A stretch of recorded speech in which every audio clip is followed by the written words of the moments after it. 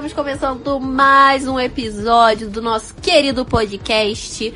Aí é outra história. E hoje ele está de volta.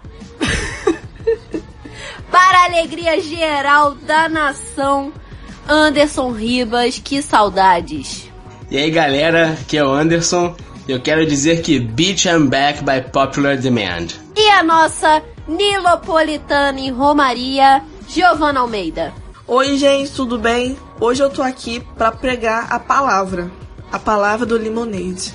E o nosso cacheado do Cosmorama, Felipe Rabelo. E aí galera, estamos aqui em mais um podcast. E aí vocês podem ficar tranquilos, porque se até a Beyoncé levou chifre, vocês podem ficar preparados. Vocês podem ficar tranquilos. Vocês podem ficar suave, entendeu? O chifre e aí é o momento que eu fiquei preocupadíssima. Fiquei muito preocupada agora. Nosso querido editor, Pedro Costa. E aí, gente, tudo bem? Aqui é o Pedro. E a Beyoncé não era Illuminati. E eu, quem vos fala, Mariana de Medeiros. Só tenho uma coisa a dizer. Me desculpa, Jay-Z, querer ser você. Minha vida tá chata. Quero enriquecer. E hoje nós vamos falar de duas coisas que amamos. História, claro, lógico, e pop, música pop. Vamos falar das origens do racismo nos Estados Unidos a partir do álbum Lemonade, de nada mais nada menos que Beyoncézinha, bonitinha, maravilhosa. Então, se você quer entender por que esse álbum tem a ver com história, vem com a gente, porque aí é outra história.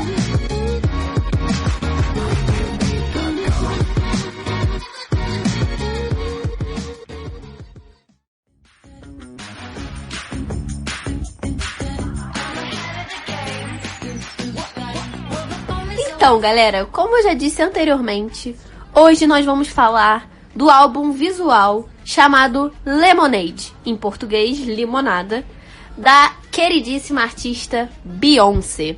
Para quem não sabe quem é Beyoncé, falaremos aqui um pouco sobre ela hoje, se você não conhece. Então, por que a gente resolveu falar do Lemonade? Porque eu e Giovana, principalmente, escutamos, consumimos o trabalho da Beyoncé já há um tempo.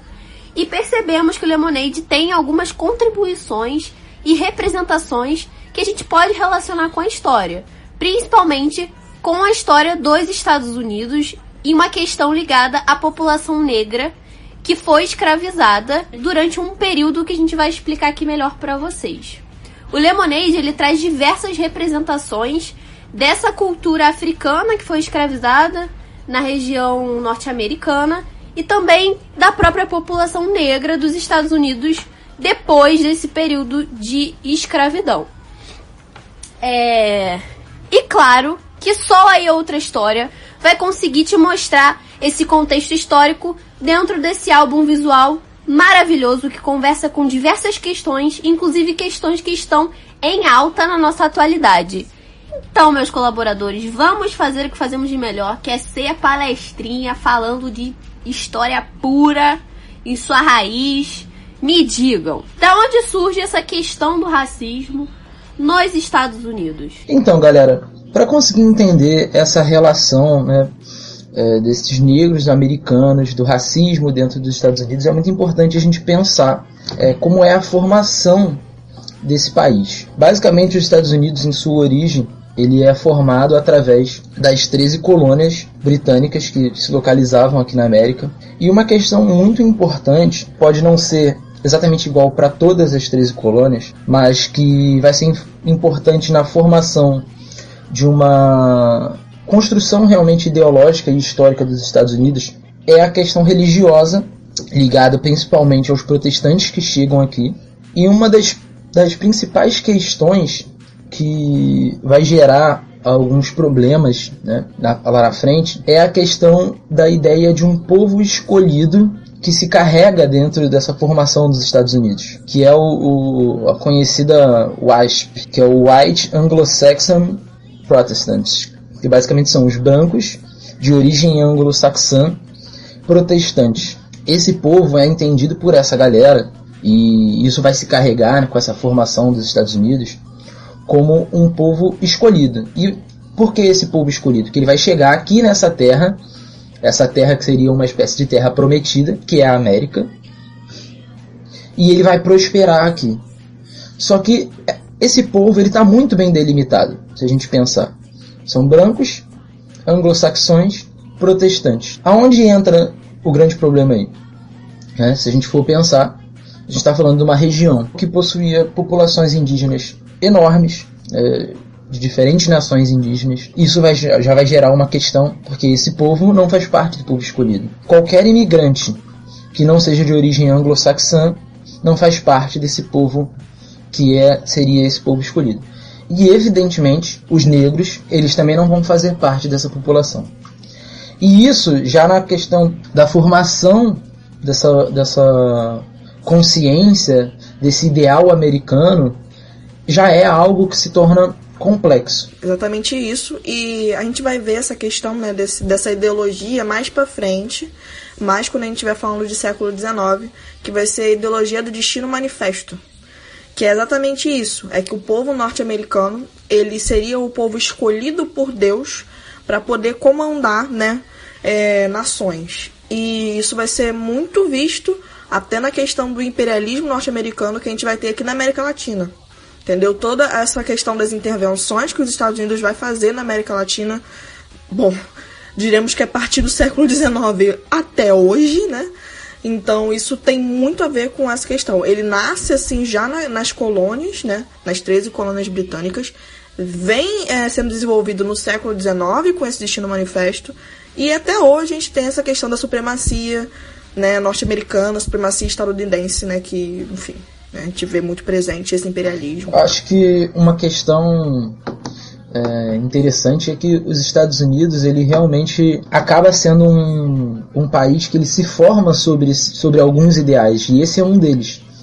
E é muito bizarro, ao mesmo tempo interessante, o quanto esses ideais eles conseguem refletir muito do que a sociedade americana vive até hoje, né? Porque essa ideia do ser americano, né, da forma como o americano vive, daquilo que ele é, isso é muito presente em tudo aquilo que marca a história dos americanos. É claro que aquilo que marca da forma como eles querem que seja visto, né? É uma construção de nacionalidade, de identidade que é muito própria deles e que é muito carregada daquilo que eles querem que seja pensado e visto. Bem, e dentro dessas colônias que o Felipe falou anteriormente, a gente vai ter uma estrutura chamada plantation, que é basicamente uma forma de crescimento econômico que é baseado em grandes porções de terra, no investimento em um produto específico, nos Estados Unidos principalmente o algodão, e tem a característica do uso da mão de obra escrava. Essa população escrava, assim como no Brasil, vai vir de regiões da África.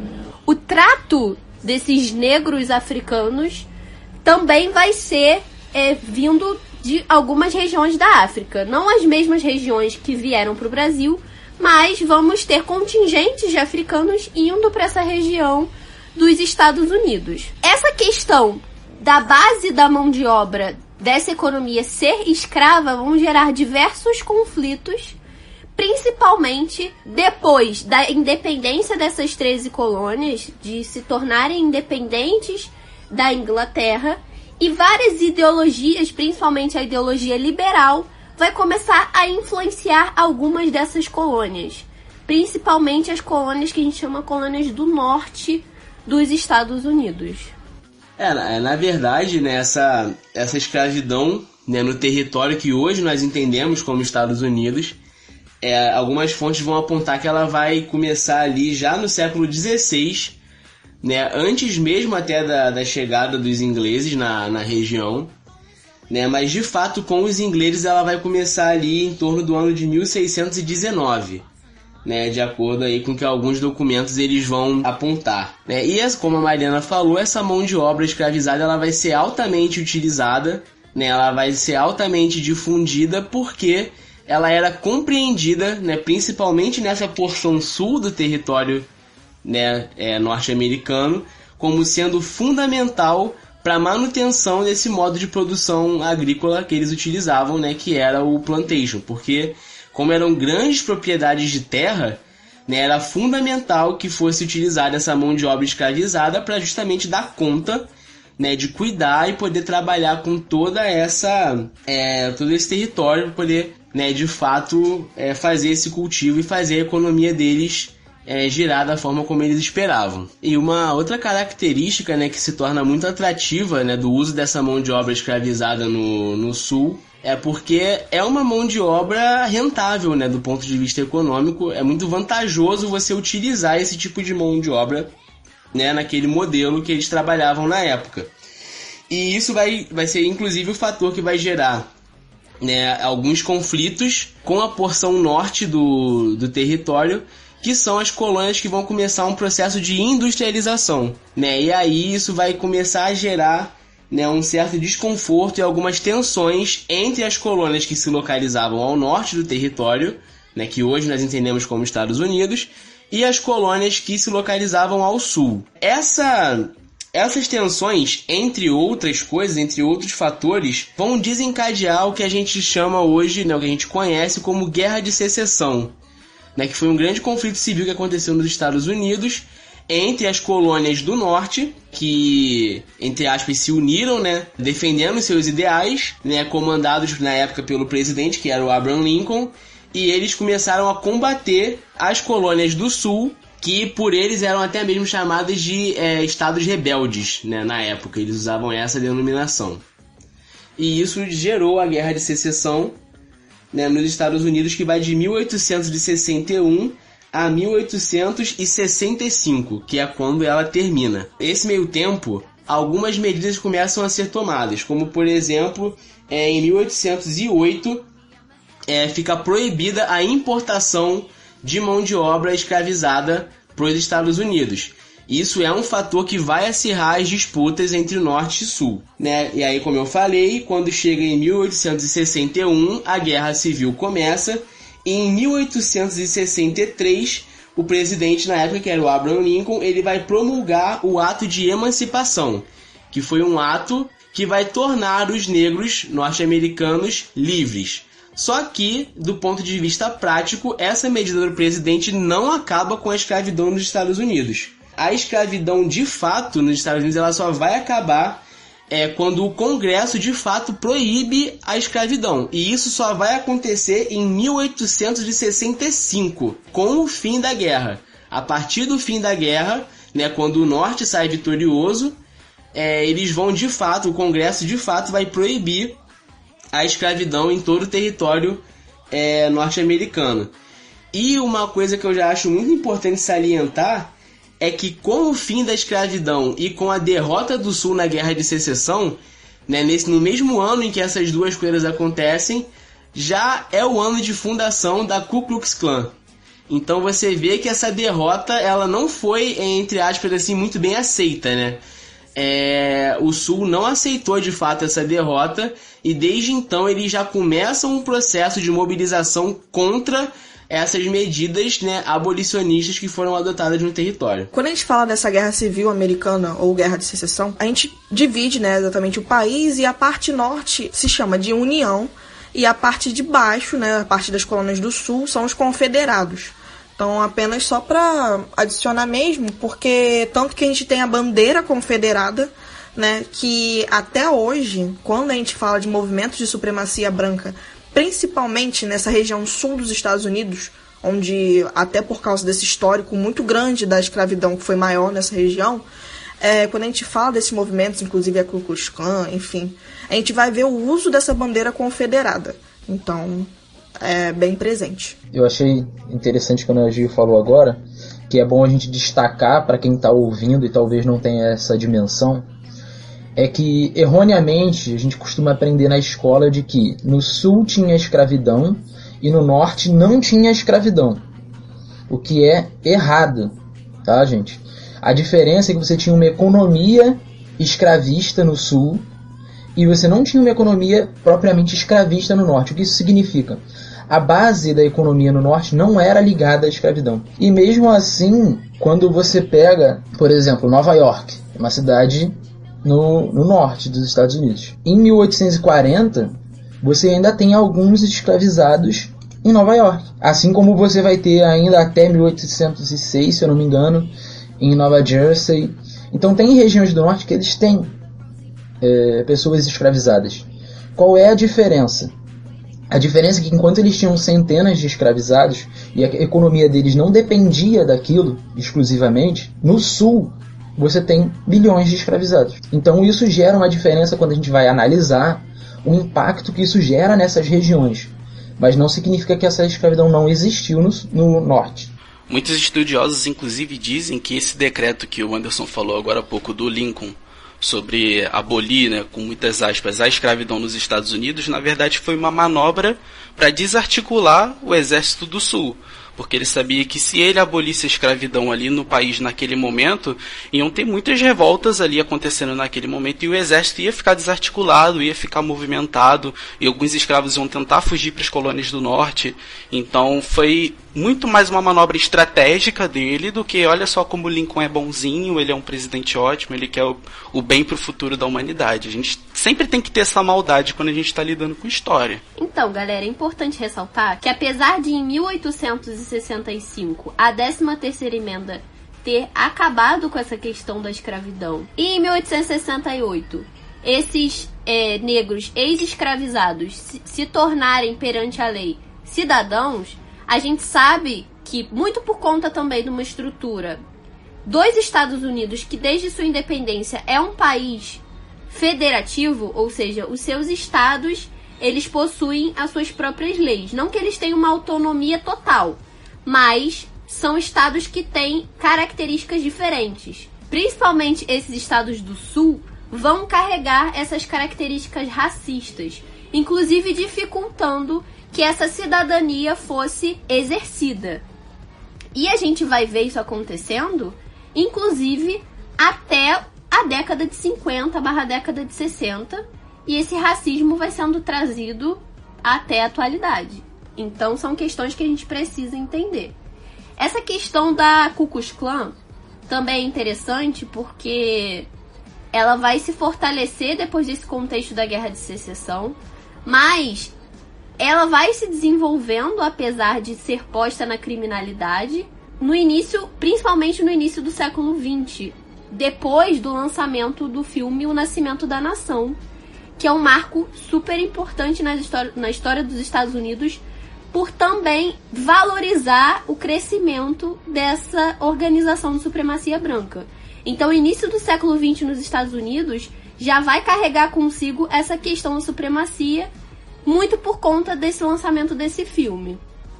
A gente tem um amigo, beijo Alan, que tem uma pesquisa maravilhosa sobre isso, sobre essa dicotomia, e se vocês quiserem, entrem em contato com ele. Ou esperem ele publicar a monografia que sai até 2025, tá? Ou esperem que essa monografia vai sair, né, meu amor? E uma outra parada também que a gente pode relacionar essa questão da Ku Klux Klan, só para deixar as coisas mais demarcadas, é que ela é fundada, né, como eu falei, em 1865, pelo Nathan Bedford Forrest, que era um ex-soldado do Exército Confederado.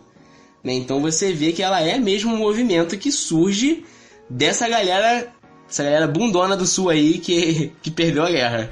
Não que a galera do Norte seja maravilhosa também, mas assim, exatamente, o Sul é complicadíssimo. O Sul era pior, Para vocês terem uma noção de como toda essa ideia ainda está enraizada até os dias atuais, essa lei que foi promulgada e que aboliu, com muitas aspas, oficialmente a escravidão nos Estados Unidos, que é a 13ª emenda, ela tem algumas controvérsias dentro de sua própria escrita. Numa tradução bem direta para vocês. 13ª emenda ela tem 2 seções e diz o seguinte: na primeira seção, não haverá nos Estados Unidos ou em qualquer lugar sujeito à sua jurisdição nem escravidão, nem trabalhos forçados, salvo como punição de um crime pelo qual o réu tenha sido devidamente condenado. Na segunda seção, o Congresso terá competência para fazer executar este artigo por meio das leis necessárias. Eu não vou me aprofundar muito nesse assunto agora, porque mais para o final do podcast a gente vai voltar a falar sobre racismo e sobre como isso se perdura na atualidade. Mas essas 2 sessões, elas significam muita coisa pra gente, porque traz um debate muito atual sobre, por exemplo, como os presos são lidados dentro das cadeias dos Estados Unidos. Esse pequeno trecho que diz, salvo como punição de um crime pelo qual o réu tenha sido devidamente condenado, traz muito essa ideia da atualidade, essa lei permanece até hoje, de que se alguém cometer um crime, ele pode trabalhar forçadamente através do mandatário do governo. Então a gente fica esse questionamento, será que a escravidão nos Estados Unidos realmente foi abolida? Se você olha para as cadeias americanas, para as cadeias brasileiras, você vê que, não sei, estou chutando da minha cabeça, mas 90% das pessoas que estão ali presentes são negras. Então essas pessoas nas cadeias americanas, tendo trabalho forçado, porque elas têm que executar um trabalho dentro da cadeia, será que a abolição realmente aconteceu? Ou a gente continua pensando e a gente pode ter esse questionamento atualmente? Mas essa história não é sobre submissão. Inclusive, ela não é de submissão. Esses negros escravizados, eles resistem, inclusive, desde essa questão da época da escravização. Mas a gente tem um movimento que é muito importante para a população negra norte-americana, que são os movimentos pelos direitos civis, que começam a acontecer principalmente na década de 50. O contexto dos Estados Unidos nesse período, para que esses levantes contra o que estava acontecendo, eles são muito por conta dessa separação, inclusive legislativa, entre negros e brancos. Como a gente já citou, inclusive, no podcast sobre a história do rock, essa separação dos Estados Unidos ela acontecia dentro do transporte público, dentro das questões das áreas de lazer, principalmente no que a gente chamava de piscinas comunitárias. Existiam piscinas para negros, piscinas para brancos, escolas para negros, escolas para brancos. Dentro dos transportes públicos, existiam lugares, inclusive, que eram menos confortáveis para os negros e lugares para os brancos. Uma questão que vai ser muito interessante para iniciar, para dar voz novamente a essa questão dos negros norte-americanos, é o episódio que acontece com a Rosa Parks. No ano de 1955, Rosa Parks, que era uma mulher que morava na cidade de Montgomery, ela se nega a ceder um lugar para um homem branco.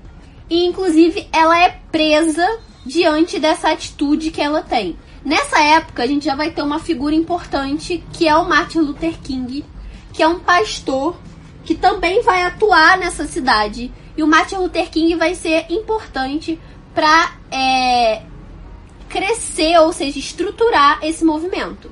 É importante falar que o Martin Luther King, ele, apesar de lutar contra essa estrutura racista, ele acreditava em ações que a gente dizia, entre aspas, pacíficas. Ele se espelhava muito no modelo do Mahatma Gandhi, que dava para você contestar aquela estrutura, mas de formas que não se precisava ter exatamente violência. Então ele vai ser famoso por organizar grandes passeatas, por organizar grandes discursos, por organizar medidas que sempre utilizam dessa questão do pacifismo. E ele vai ser super importante, vai sofrer diversos ataques, inclusive ele vai ser morto a tiros por ter essa história de luta e contestação desse regime racista. Então o episódio da Rosa Parks, ele vai ser importante, inclusive, pro que a gente vai falar depois sobre o Lemonade. Um outro ativista que surgiu durante essa época, que tem algumas ideias, podemos dizer, opostas do Martin Luther King, é o Malcolm X. Ele foi um outro ativista muito importante do movimento negro, só que, ao contrário do Martin Luther King, o Malcolm X ele tinha uma ideia de autodefesa dos negros. Ou seja, se você fosse atacado por uma pessoa branca, você não podia ficar calado, né? Você tinha que ter esse direito de resposta, e essa resposta muitas vezes podia ser agressiva, em certos momentos. Nesse mesmo tempo, também surge um outro movimento, que era o Partido dos Panteras Negras, que é um partido também que vem muito dessas ideias do Malcolm X, e foi uma organização urbana que partia dessas ideias da autodefesa dos negros da época, que na época sofriam com muitas represálias e muitas ações significativamente violentas. Quando o Pedro diz de ações relacionadas à violência, é muito ligado também à questão do conflito armado, porque a repressão policial ela é muito presente na vida desses negros norte-americanos. Inclusive, a gente tem organizações policiais que também estão ligadas à Ku Klux Klan. E essa estrutura da polícia, ela se mantém, inclusive, até hoje. Então, muito por conta dessa estrutura policial estar presente na vida desses negros, o conflito armado ele é visto como uma forma legítima de defesa dentro desses movimentos. Não exatamente uma violência por violência. Fora que os Panteras Negras eles também tinham vários pontos de articulação justamente para dar mais liberdade para o povo negro, né? Eles tinham 10 pontos importantes dentro do partido deles, eu não vou ler todos para vocês, mas eles incluíam coisas como, por exemplo, queremos o poder para determinar o destino da comunidade negra, queremos desemprego zero para o nosso povo, queremos casas decentes para abrigar os seres humanos e coisas nesse sentido.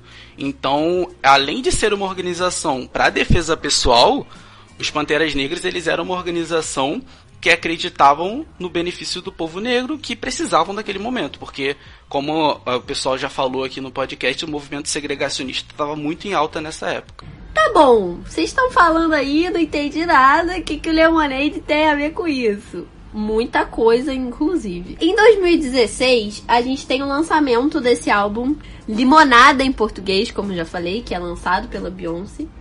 E a Beyoncé vai trazer questionamentos muito importantes para a sociedade norte-americana e para a sociedade mundial no geral, porque como é um trabalho que se expande, né? Ela é uma pessoa importante na cultura pop internacional. E a Beyoncé vai trazer diversos questionamentos e muita representatividade nesse trabalho. E vai ser um marco na carreira dela, porque a partir desse trabalho, principalmente, ela vai começar a pautar até mesmo a sua vida, as suas ações diante da sociedade, a partir desse modelo de álbum visual que ela adotou. O Lemonade ele se apresenta como um álbum conceitual. Esses álbuns eles às vezes se distanciam um pouco da sonoridade e são unificados por um tema mais lírico, um pouco mais narrativo. A narrativa desses álbuns conceituais ele se expande para além da canção.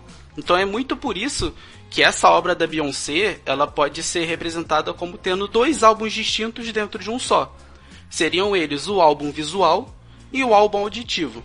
Né? De acordo com a minha percepção, quando você escuta só o álbum auditivo dela, você tem uma percepção muito diferente da percepção de que é quando você escuta, quando você vê o álbum visual. Um é como se fosse um filme e ela está contando uma história baseada também na perspectiva do que você está assistindo, e outro são só músicas interlaçadas para te trazer um outro contexto.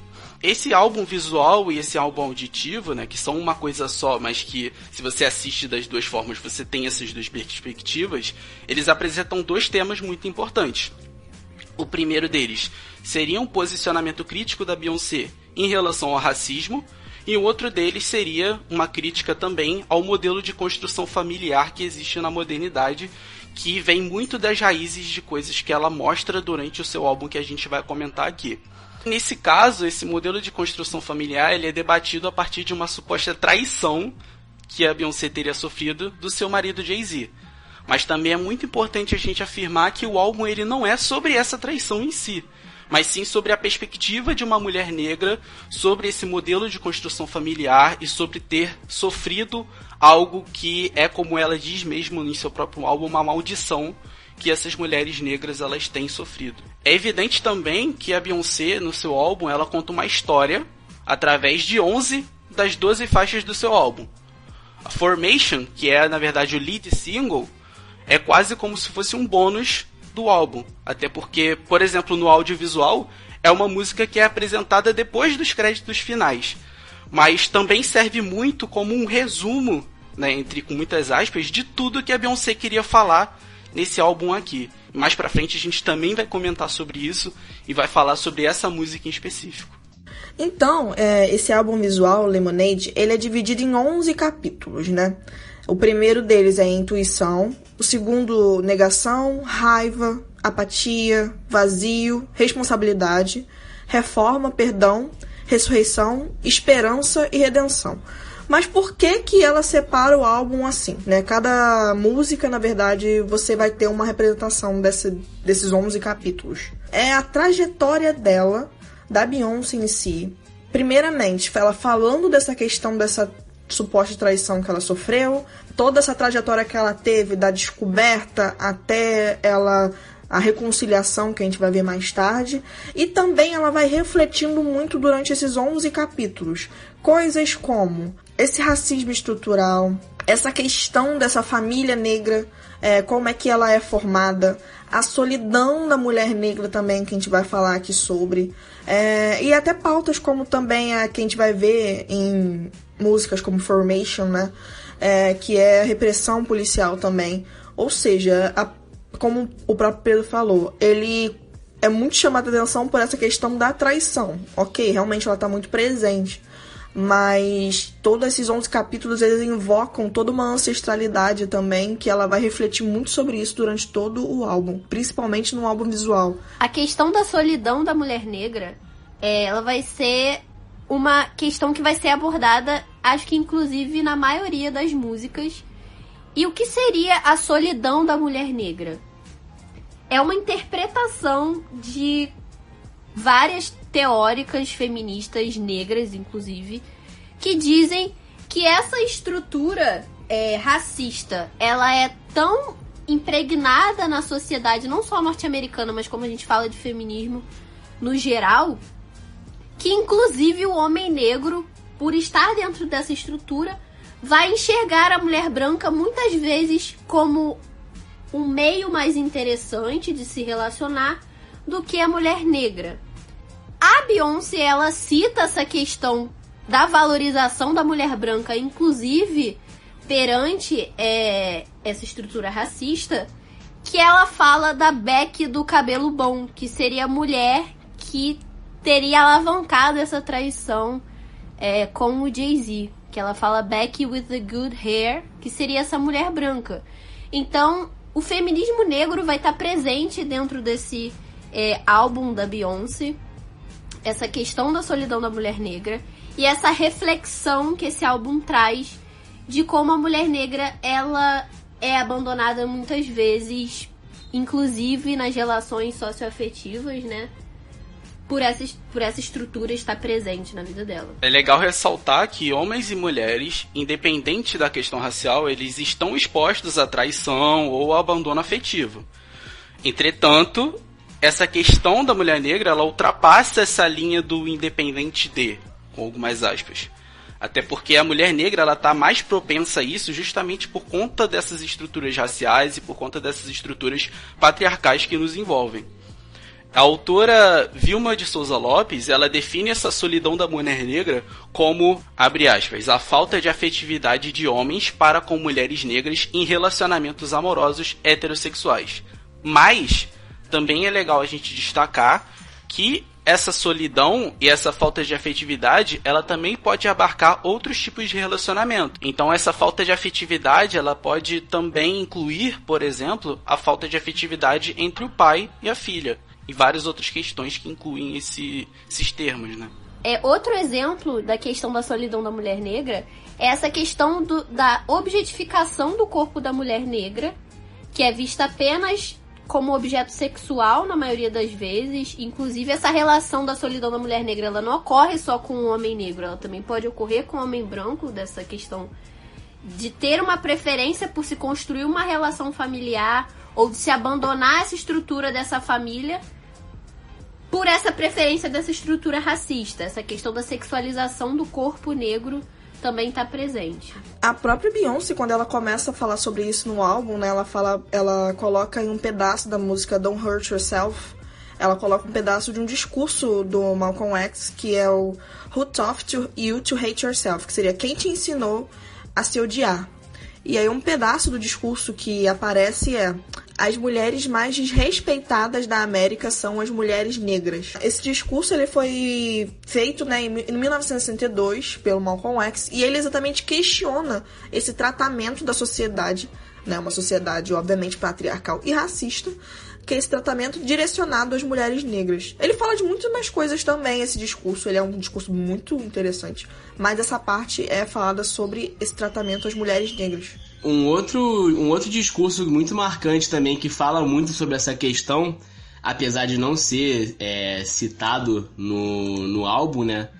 É o discurso da Sojourner Truth, aí me perdoem se eu estiver falando o nome dela errado, porque é realmente difícil de pronunciar, que foi uma ativista, né, mulher negra, abolicionista e que também atuava em prol dos direitos humanos, né, dos direitos negros e também das mulheres negras nos Estados Unidos. E ela fez um discurso que foi muito marcado, que foi intitulado de "E não sou uma mulher". Em um trecho desse discurso ela vai falar: "Aqueles homens ali dizem que as mulheres precisam de ajuda para subir em carruagens e devem ser carregadas para atravessar valas, e que merecem o melhor lugar onde quer que estejam. Ninguém jamais me ajudou a subir em carruagens ou a saltar sobre poças de lama, e nunca me ofereceram melhor lugar algum. E não sou uma mulher? Olhem para mim, olhem para os meus braços. Eu arei e plantei, e juntei a colheita nos celeiros, e homem algum poderia estar à minha frente. E não sou uma mulher? Eu poderia trabalhar tanto e comer tanto quanto qualquer homem, desde que eu tivesse oportunidade para isso, e suportar o açoite também. E não sou uma mulher? Eu pari 13 filhos e vi a maioria deles ser vendida para a escravidão, e quando eu clamei com a minha dor de mãe, ninguém a não ser Jesus me ouviu. E não sou eu uma mulher?" Então eu também acho que esse discurso ele é bem marcante nessa questão de mostrar mesmo a solidão da mulher negra, né? Como por diversas vezes ela é aí atribuída, né? Ela tem um lugar, né, um lugar subalterno atribuído a ela, né? Por conta dessa estrutura patriarcal e racista que existe na nossa sociedade. E aí a Beyoncé vai avançando nessas questões a partir do desenvolvimento do álbum. Uma música importante que a gente quis trazer pra vocês entenderem melhor o que a gente tá falando é Hold Up.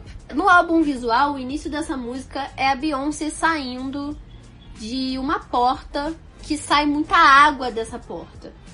E anteriormente, na outra música, a gente via a Beyoncé tentando se suicidar de cima de um prédio, mas quando ela cai dentro de um rio. E quando ela sai desse rio, por essa porta, saindo um monte de água, a Beyoncé tá toda trajada de amarelo, com algumas correntes. E a gente vê aí também na questão dessa quebra da estrutura familiar, inclusive a quebra de uma estrutura familiar cristã. Porque essa representação da Beyoncé é uma representação de Oxum. Então muitas pessoas que estudam sobre esse álbum dizem que a Beyoncé vai buscar na sua ancestralidade, ou seja, uma força para superar aquele momento. E essa representação é importante porque até muitas pessoas não entendem. E a Beyoncé, durante o desenvolvimento dessa música, ela vai começar a quebrar tudo que vê pela rua. Ela vai demonstrar, inclusive, essa força desse rio, né, que esse orixá representa. E aí a Beyoncé vai ser nesse momento que ela vai encontrar essa raiva, né? Começar a se redimir com toda essa situação da traição. E eu vejo, inclusive, nesse clipe, essa parte, muito uma inspiração do Black or White, do Michael Jackson, que ao final do clipe ele quebra carros. E, inclusive, no final desse clipe ele vira uma pantera negra. Então, a gente vê até inspirações dentro da cultura mesmo pop norte-americana também nesse álbum. Mas essa questão da ancestralidade vai estar muito presente nesse álbum da Beyoncé. Ela o tempo todo vai conversar com essa questão. Eu acho que uma das questões mais importantes da gente trazer nesse álbum, isso a gente vai falar ainda de algumas outras músicas mais pra frente, mas tá nisso. É uma discussão ainda muito necessária, já um pouco mais repetitiva, você falar única e exclusivamente sobre os males da escravidão, da violência policial. Isso ainda deve ser debatido, ainda precisa ser debatido, porque isso não tem fim. Mas é muito importante a gente valorizar todo o resgate dessa cultura africana, todo esse resgate e valorização do negro, porque eu acho que isso tem muito mais a oferecer e agregar numa mudança de pensamento, numa mudança de comportamento por parte das pessoas do que de regredir. É muito mais interessante você colocar esse tipo de discussão à tona. E quando é a Beyoncé que faz isso, que tem um alcance absurdo, você não está falando de uma artista que está cantando e fazendo um álbum para um nicho. Você está falando de uma das mais vendidas do mundo, sabe? O alcance que o Lemonade vai ter e vai trazer com esse álbum visual, de trazer essa estética. Eu lembro, na época que lançou, e eu não sou um grande fã e acompanhante assim, da música pop, que essa questão dela ter usado a roupa que representaria o Shun, isso foi divulgado, tipo, massivamente na mídia, porque, tipo, foi algo que surpreendeu um pouco. Então é muito legal e muito importante a gente ver a Beyoncé fazer isso e a gente ressaltar isso dentro do álbum, sabe? Isso, pra mim, foi o que realmente me chamou a atenção. E a Beyoncé depois, ela continua trazendo isso nos trabalhos dela. Ela faz um ensaio fotográfico, se eu não me engano, com algumas representações de orixás que inclusive até viralizaram, porque ela vai lançar agora um outro álbum no final de julho, o Black is King. Então ela continua trazendo essas representações da cultura africana dentro dos trabalhos dela, o que é muito importante. Mari, se eu não me engano, até quando ela se apresenta, eu não lembro se é no VMA, enfim, uma dessas apresentações americanas, quando ela tava grávida, eu acho que dos Gêmeos, ela também tá toda vestida de dourado também. Eu acho que também tem uma representação da ancestralidade dela. Ela tá maravilhosa, aquela, meu Deus do céu. No Black Parade ela também faz uma referência a Iemanjá, então a Beyoncé tá fazendo isso lindamente.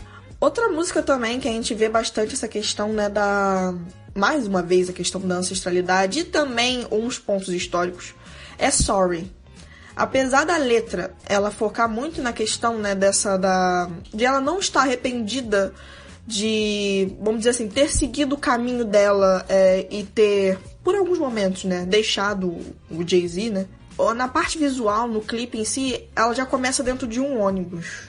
Um ônibus que lembra muito exatamente os ônibus que a gente falou, né, da questão da segregação racial, que era aquele que era separado, né, que tinha os locais para os negros e os locais para os brancos. E ele lembra muito exatamente um ônibus da situação da Rosa Parks, que a gente já comentou aqui.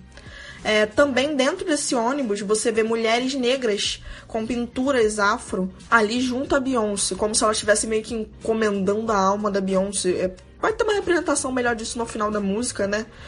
Que ela meio que mostra que ela está bem, mas no final ela, tipo, não tô muito bem, não. Mas aí é mais da letra da música em si. Então, mais uma vez, você vê esse resgate a essa ancestralidade com as pinturas. E também uma alusão a esse episódio, né, da Rosa Parks também, com o ônibus mesmo, que ela está dentro daquele ônibus. Ela também está dentro de uma casa que pode ser muito parecida com a Casa Grande que a gente tinha na época da escravidão, só que dessa vez não são mulheres brancas que estão ali naquela superioridade, são mulheres negras, inclusive a própria Beyoncé está em um trono, então também tem essa questão. Essa música ela passa muito uma ideia de uma valorização pessoal e de uma construção moral que tem que existir entre as mulheres negras, que elas têm que ter autoestima melhor, autoestima positiva.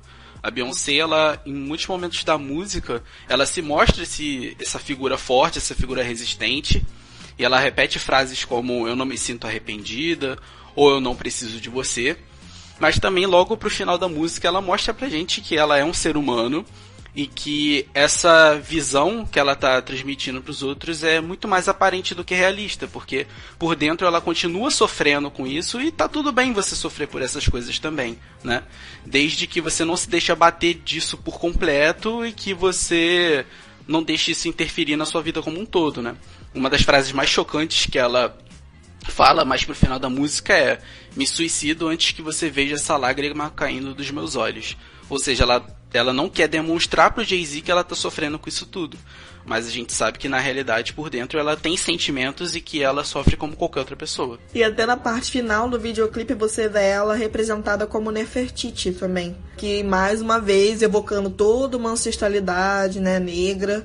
E ela tá representada como, né, essa figura importante do Egito Antigo. Nessa parte da música é até interessante que ela faz uma citação sobre Deus, e aí a primeira coisa que vem na sua cabeça é o Deus cristão, todo-poderoso, Pai, só que aí corta no mesmo momento pra Nefertiti, sabe? E aí você fica se questionando, caramba, eu tive a interpretação de Deus completamente diferente da interpretação dela, justamente porque ela carrega consigo essa ancestralidade, sabe? Depois de algumas outras músicas, nós temos a música Daddy Lessons, que essa música ela mostra basicamente um diálogo familiar e mostra muito de como uma figura masculina ela pode ser tóxica dentro de um lar. Nesse caso, a Beyoncé ela destaca muito que isso é algo provocado principalmente, no caso das pessoas negras, pelo racismo. E uma das primeiras frases que a Beyoncé faz, ela já faz o espectador refletir sobre isso.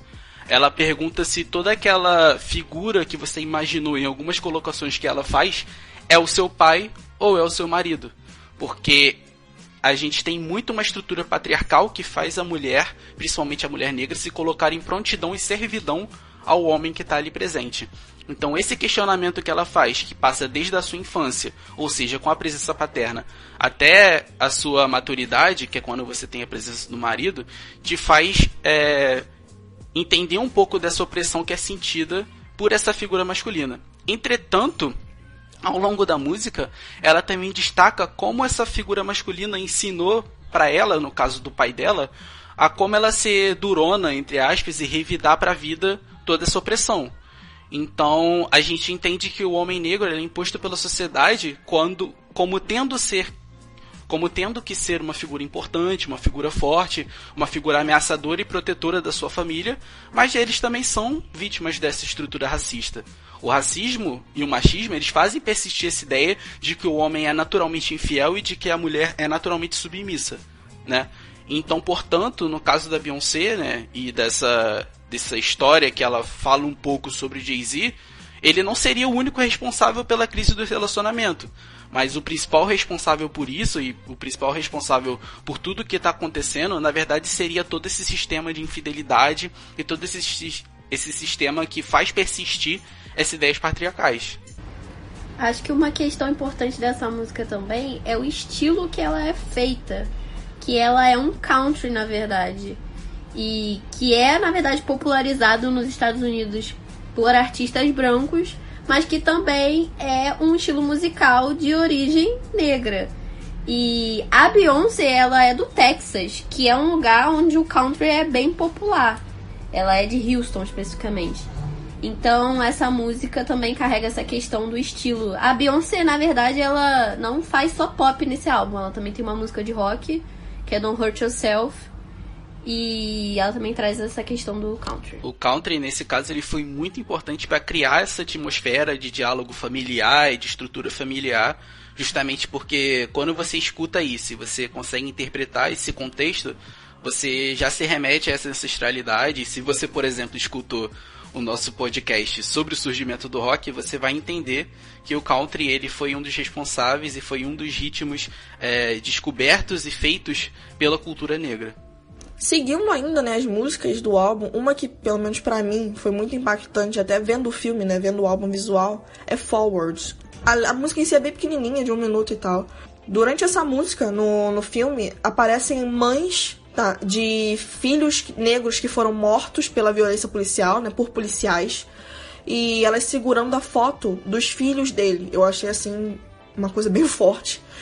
Inclusive, uma das mães que aparecem é a mãe do Trayvon, que foi morto, se não me engano, em 2013, por um segurança, em uma abordagem totalmente violenta e, infelizmente, que a gente vê toda hora se repetindo, né? Violência policial, abordagens policiais pra cima de pessoas negras que não são justificadas, extremamente violentas. Esse foi mais um caso. E o segurança, né, que matou ele, foi absolvido nesse ano de 2013. E, inclusive, essa absolvição desse segurança foi uma ponta partida para esse movimento Black Lives Matter. Que até hoje, né, a gente viu com a morte de George Floyd, ele se reacendendo mais uma vez. Ele nunca parou de existir, né? Até agora está aí. As manifestações continuam, né? Apesar de não estarem na mídia, elas continuam. E uma das pontas partidas foi a morte desse Trayvon. E a mãe dele tá ali segurando, né, a foto dele. Na música em si, A letra, né, parece ter uma complementação a esse protesto dessas mães, que ela fala: adiante, coloquemos nossa melhor parte primeiro para prevenir. Quando nós fizemos nosso caminho até esse momento, é hora de escutar, é hora de lutar. Então é uma parte assim pequenininha no filme, né, mas eu achei extremamente importante essa representatividade da dor dessas mães negras que perdem os filhos delas para a violência policial. E a próxima música, que vem logo depois de Forward, o nome da música é Freedom, que quer dizer liberdade.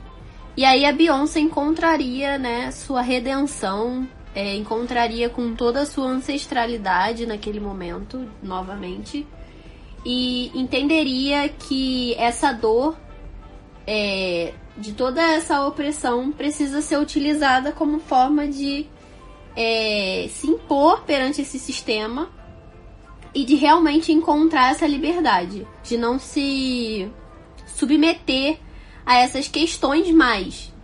Que toda essa reflexão da traição traz a ela, na verdade, esse empoderamento negro e feminista. E Freedom, a gente vai ver essas mães que apareceram em Ford assistindo a Beyoncé cantar essa música. A gente vai ver no final do clipe uma grande árvore com várias mulheres negras, que na verdade seria essa necessidade de união dessas mulheres para essa superação, para que essa liberdade aconteça. E é importante também o trecho da música que entra o Kendrick Lamar, que é um rapper estadunidense, falando novamente sobre essa questão da repressão policial. Ele vai narrando a fuga de um negro de policiais para que ele não fosse pego e talvez morto. E fala em um trecho que mãe, use dessa dor para cantar, para gritar, para não se calar mais sobre essas injustiças. Então acredito que essa música, na verdade, é a partir daí que a Beyoncé se redime, se liberta mesmo. Uma questão interessante de falar sobre essa música também, além da letra dela, que é muito forte, é a questão da estética, da parte visual, né? Que é algo que a gente vem falando das outras músicas também. Toda a questão das roupas, da questão de época, parece ser uma coisa que está relembrando um período da escravidão e essa coisa essa clamar por liberdade, né? É algo que resgata, apesar do... Você está falando ali de violência policial em alguns momentos na letra, mas você está falando de escravidão também, para você ver que, na verdade, há uma ligação a algo sempre que vai para os dois lados, né? O quanto isso está ligado e quanto isso está intimamente ligado.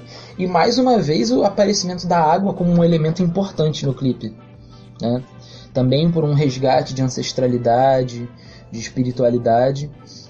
E uma das coisas que eu acho mais interessante é quando ele corta basicamente a música e aí entra, eles cortam a música e entra a avó do Jay-Z, fazendo um discurso no aniversário de 90 anos dela. E aí é onde ela fala, né, que ela viveu altos e baixos, mas que ela ainda estava ali, né? E aí ela fala a clássica frase a vida me deu limões e eu fiz uma limonada. E aí, em teoria, o que aparenta é que esse discurso ele foi muito importante para essa concepção do nome do álbum mesmo, né? Que é Limonada, o Lemonade. Então acho que essa música ela traz assim, diversas questões de ancestralidade. Se você for passando o clipe, você tem outras representações também de ancestralidade, de cultura africana. Traz essa valorização muito forte dentro desse clipe. É um clipe muito, muito, muito interessante. E esse clipe ele acaba, na verdade, com várias... que a Beyoncé chama de vários futuros do pop, né? Negros. Tem até a Zendaya que faz esse Euforia. E aí várias meninas negras e a Beyoncé no meio, como se elas fossem o futuro dessa música negra. Uma parte interessante também no clipe é quando aparece um menino negro, né?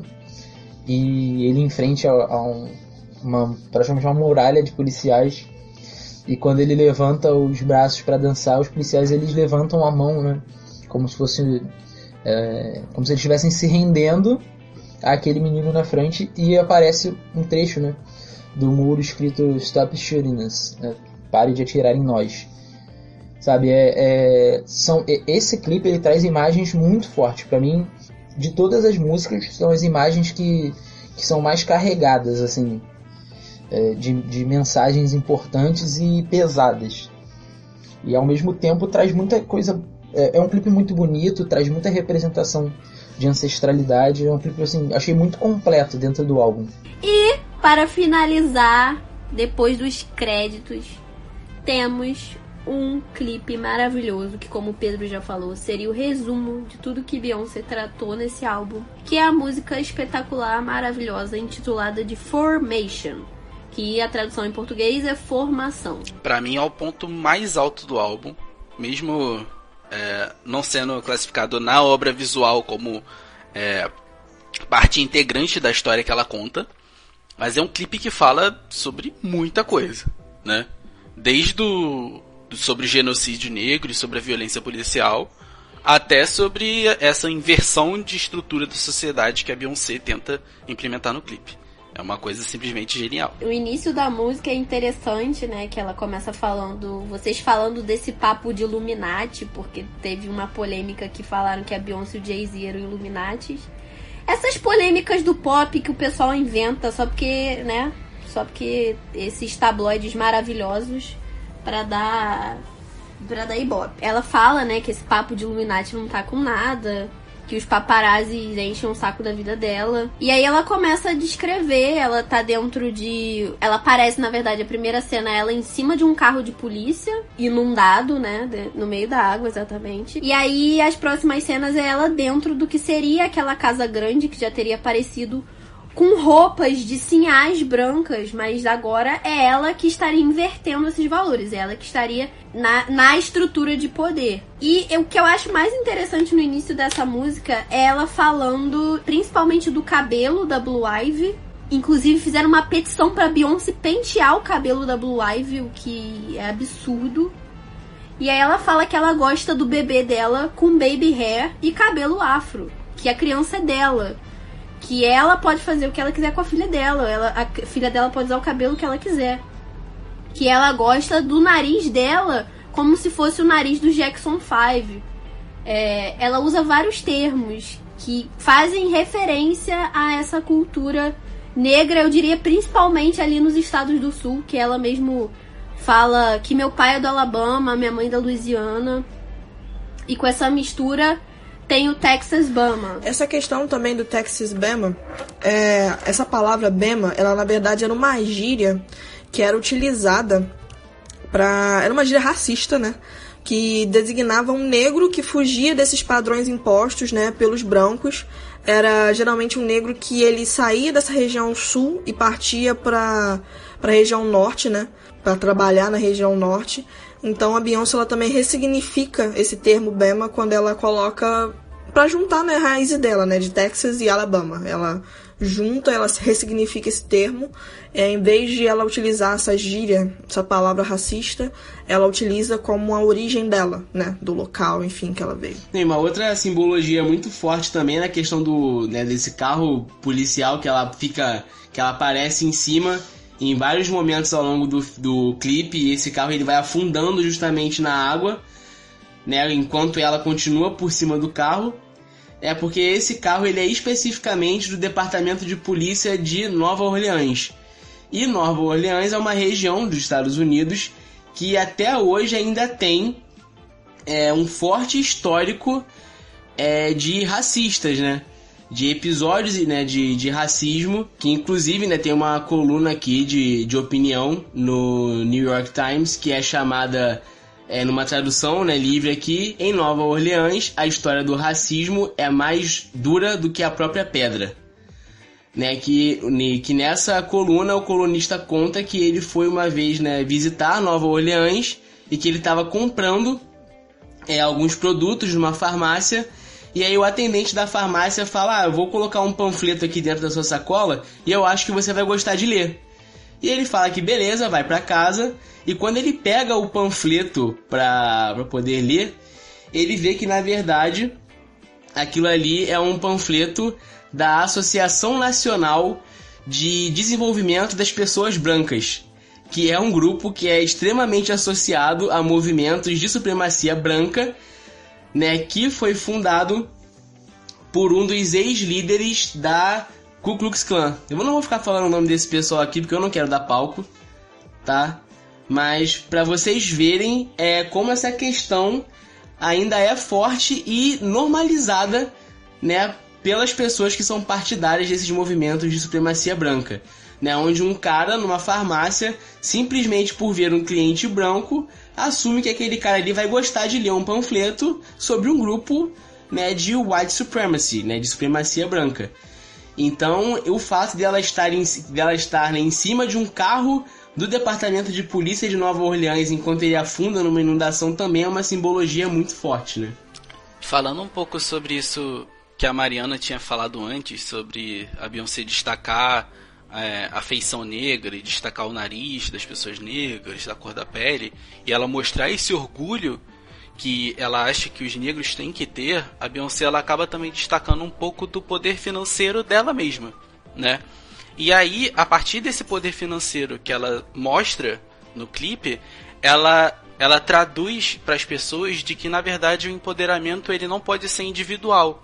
Que não adianta nada ela estar lá no topo, sendo muito rica, sendo muito famosa, e a sociedade não dá formas para que outros negros também possam ascender socialmente da forma como ela ascendeu.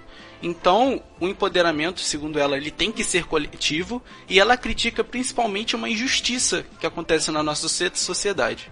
Enfim, pra mim esse clipe fala de tanta coisa que podia ter um podcast só sobre ele se a gente fosse analisar cena por cena do clipe. E a questão de Nova Orleans, que a gente não citou, mas vamos citar agora, que no início da música tem uma pessoa falando, que fala o que aconteceu com Nova Orleans.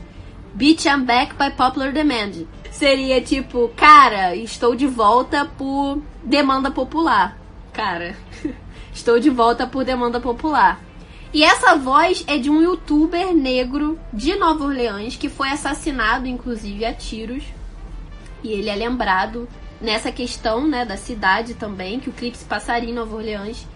E tem uma outra interpretação sobre a inundação, de que essa inundação seria a inundação que aconteceu com o furacão Katrina ali em Nova Orleans, que destruiu algumas tubulações de água e a cidade teria ficado toda inundada.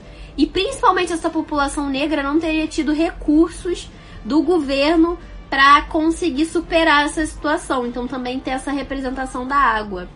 Uma outra cena que aparece também, que é importante, é das dançarinas dentro da piscina, que faz referência àquela questão das piscinas brancas e das piscinas negras que eu falei no início do podcast. Ou seja, agora ela estaria ocupando o lugar que ela quisesse.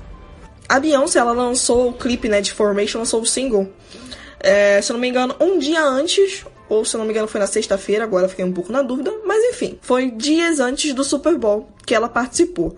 Todo mundo só lembra da Beyoncé e do Bruno Mars, principalmente da Beyoncé, né, nesse Super Bowl de 2016, mas a coitada da atração principal era o Coldplay. Enfim...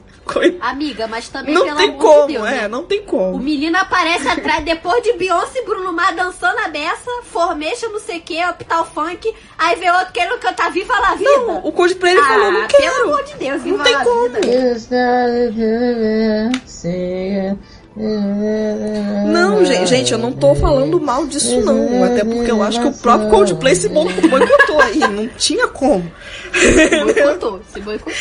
O cara me coloca a Beyoncé com um single novo, não tem como, entendeu?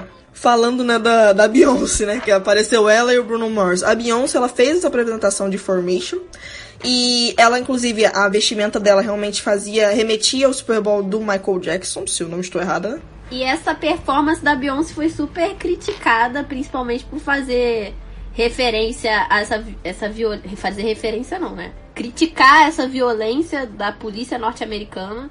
Então ela vai ser duramente criticada, vai ser questionado o feminismo de Beyoncé, se ela estava se fazendo isso para se promover, ou se ela realmente carregava essa pauta com ela. Mas é um debate que a gente vai falar um pouquinho melhor agora. Então, gente, depois de tudo isso aqui que a gente falou, a gente também precisa fazer alguns apontamentos sobre essa questão toda do álbum. De fato, o álbum é uma obra de arte, né, genial por parte da Beyoncé, né? É um álbum conceitual muito bom, que realmente traz mesmo esse conceito e essa associação que ela faz, né, entre a traição, né, que ela sofre, ou, né, que essa mulher negra, que seria o eu lírico do álbum, sofre, e aí ela consegue expandir esse debate para essa visão macro sobre todo o racismo e o patriarcado que são estruturados na sociedade norte-americana. Né, mas a gente também precisa fazer alguns apontamentos aqui sobre o álbum em si. Né, como historiadores, a gente tem que olhar para esse álbum como um objeto de estudo. Né, não adianta a gente ficar aqui, né, o tempo todo aplaudindo, né, e Beyoncé lindíssima falou tudo. Né, por mais que a gente tenha gostado muito do álbum e ter achado que ele de fato cumpre esse papel ao qual ele se propõe, a gente tem que falar realmente que, em primeiro lugar, quando a Beyoncé ela fez esse álbum, por mais que ele seja dividido nesses capítulos, né, onde cada um deles descreve uma parte, né, desse processo difícil, né, pelo qual ela passou, a gente tem que falar que a Beyoncé não gravou o álbum enquanto ela estava passando por esse processo todo. Ela grava esse álbum depois, né? Ela passa por todo esse processo, então depois ela pensa, bom, daria para gravar um álbum, né, com músicas e com vídeos pensados para retratar essa situação e usar ela para abordar esse problema do racismo e do machismo na sociedade.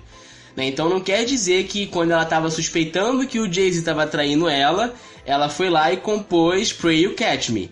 Depois, quando ela estava ali passando pela fossa, ela foi e escreveu outra música.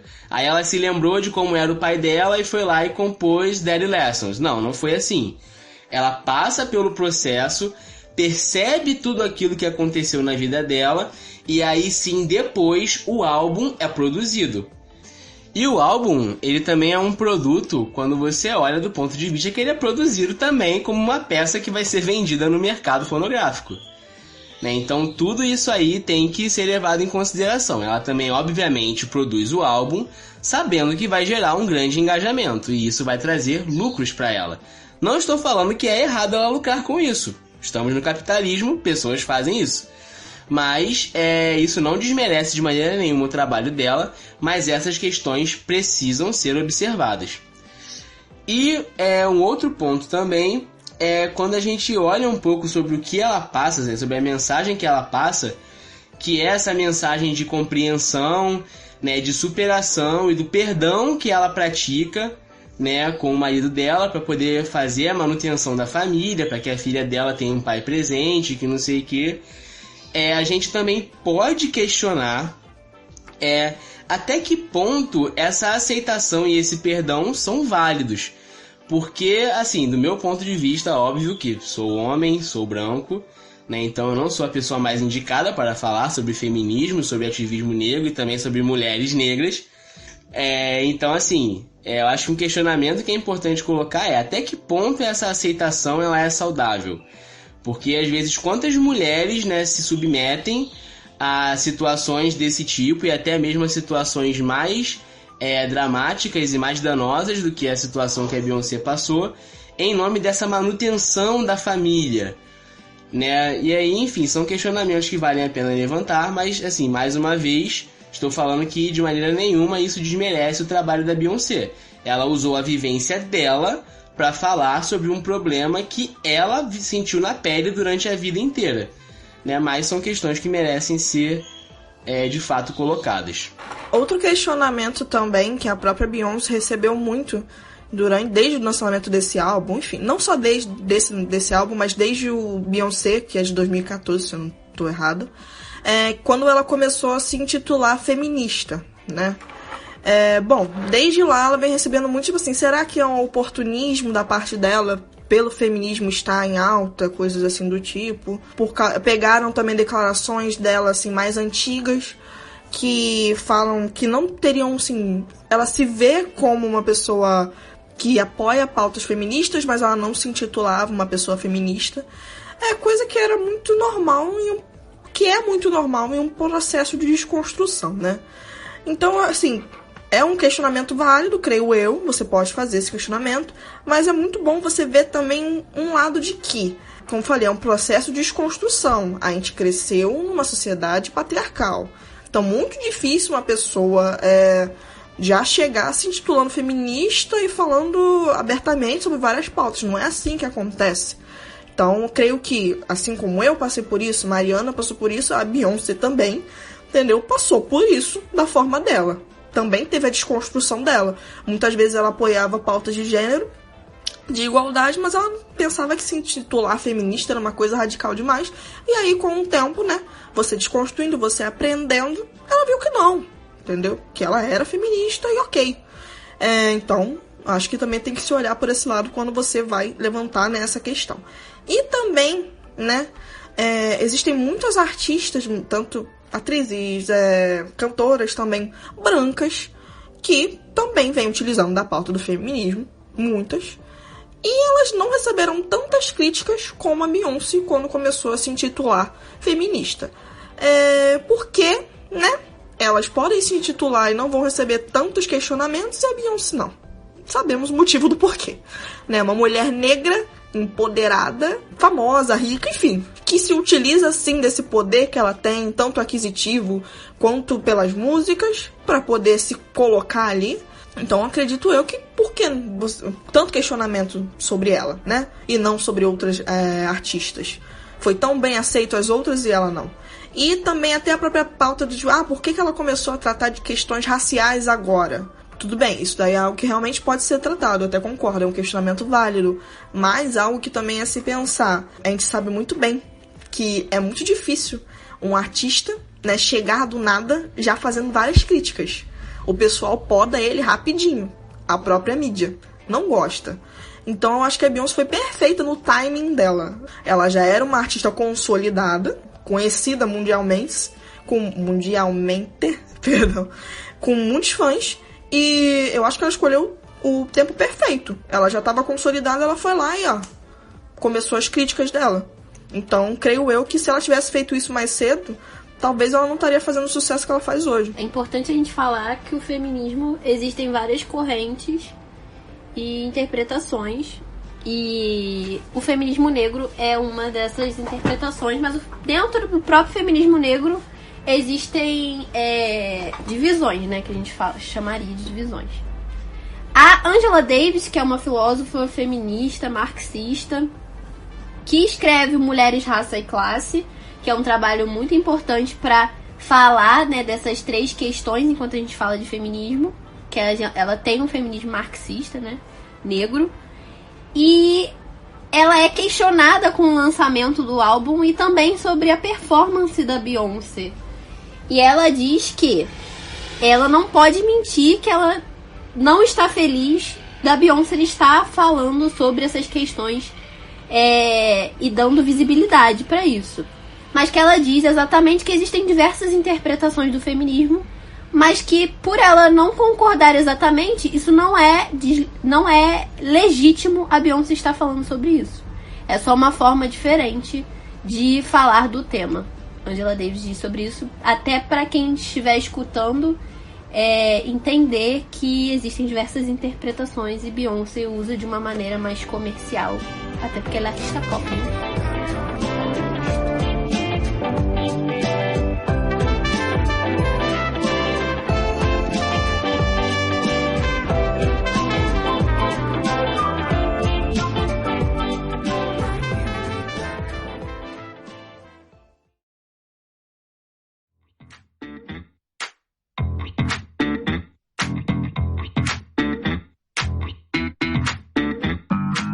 Agora é aquele momento que só fica e só escuta quem chegou até o final no nosso podcast.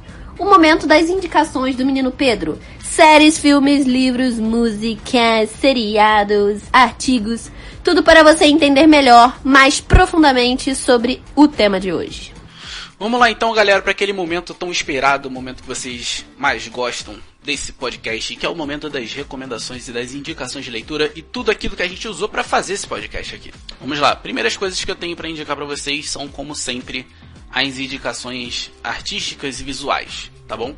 Então, nós temos 2 documentários que estão presentes na maior rede de streaming do mundo, que se chamam 13ª Emenda e Olhos que Condenam.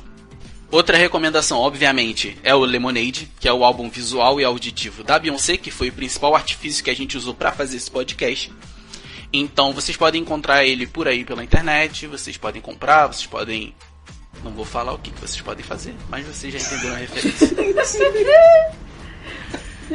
Mas assistam, que é muito importante, e escutem também, que é muito importante. Vocês e é uma das... podem entrar na internet e comprar o DVD. É verdade. Entrem na internet e comprem o DVD. Olha só. No iTunes está R$30. Olha aí, se quiserem adquirir. Preço aí super acessível. Super acessível. Pra você que tem iPhone, encontra no iTunes. Pra você que tem iPhone, você encontra no para iTunes. Todos, para todos. Mas enfim, outros 2 álbuns que a gente também recomenda de vocês escutarem é o álbum do Kendrick Lamar, que é o To Pimp a Butterfly. To Pimp. É, língua enrolada. Minha fonoaudióloga, por favor, se você está escutando esse podcast, não dê risada. Desculpe. To Pimp a Butterfly. Pode ser Butterfly. To Pimp a Butterfly. Que, inclusive, a primeira música desse álbum se chama Wesley Theory, que conta basicamente sobre o episódio que o Wesley Snipes foi preso. E aí tem vários outros desdobramentos, é um álbum muito legal. E também tem um outro álbum do Jay-Z, que é o 4.2.44, eu vou falar em português, vocês me desculpem. Mas é um álbum basicamente, entre aspas, resposta para esse álbum da Beyoncé, mas que ele também trata sobre muitos outros aspectos que são importantes e que são muito legais e que a gente discutiu aqui também. Mas vamos também para as indicações acadêmicas que têm tanta importância quanto esses outros que nós falamos aqui. Primeiro delas, uma monografia de Vilma Souza Lopes, chamado Empoderamento, Representatividade e Crítica ao Racismo em Lemonade Beyoncé 2016. Tá? Vocês encontram de fácil acesso pela internet e é um TCC muito bacana. Um outro artigo também muito importante é o OK Ladies, Now Let's Get Information, o dia em que a Beyoncé pautou as questões raciais do Super Bowl 50, de Suzana Maria de Souza Mateus, da Universidade Federal de Pernambuco. E um outro artigo também muito legal que a gente usou para isso aqui foi o Álbuns Conceituais no Pop, uma análise de Anti e Lemonade, da Luísa Costa, da Universidade Federal Fluminense. Agora nós também temos 2 livros que serviram de base fundamental para esse podcast aqui, que vocês podem ler se vocês quiserem saber um pouco mais, principalmente sobre a história do racismo nos Estados Unidos. São eles Gerações de Cativeiro, de Ira Berlin, e História dos Estados Unidos, das Origens ao Século XXI, de Leandro Carnal. É isso então, obrigado pela paciência, porque tinha muita coisa. Voltamos para a nossa lindíssima apresentadora Mariana. Então é isso, galera. Nos sigam nas nossas redes sociais. Quero agradecer aqui ao apoio de vocês lá no nosso Instagram. Muito obrigado. Um olá para os nossos novos seguidores. Estamos muito felizes com o nosso crescimento e com o apoio de vocês. Mas também venho pedir para que vocês sigam a gente onde der para seguir nas nossas plataformas. Ou seja, no Spotify, no Google Podcast, no Deezer. Se inscrevam lá no YouTube. Aquela grande promessa, vai que um dia a gente põe a nossa cara por lá. Então tu não vai estar inscrito, tu não vai saber. Então se inscreve logo. Beleza? Muito obrigada, espero que vocês tenham gostado. Porque aí é outra história.